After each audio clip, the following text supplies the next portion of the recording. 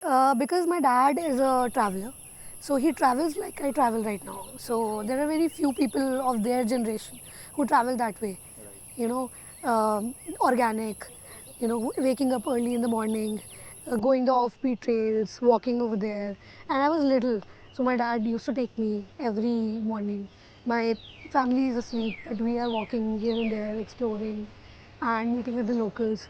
So that's how he used to travel, and I covered half of India with him only.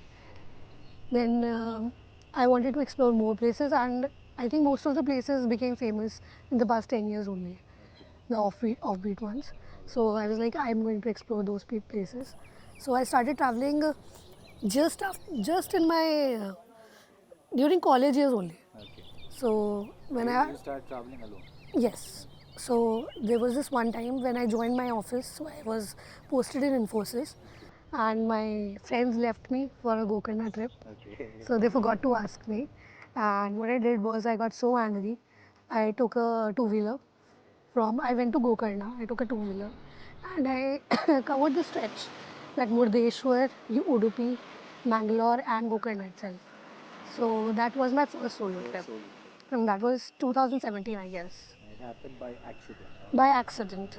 And then I liked how I was traveling because I didn't have any dependency on other people. So when you travel with other people, it's like they don't want to go there, they are not waking up early. So there's always a clash. So that is the reason I started traveling alone. But now for the past 3 years, I felt that traveling alone is not that good. Okay. At least you should have one partner who has a same traveling style than you. Okay. So that's when I met my friends. So that is the reason I started traveling, because you share stuff. Yeah. And when you're alone in the room, when you don't have anybody, at least you have somebody to talk to. So that is one thing that has changed.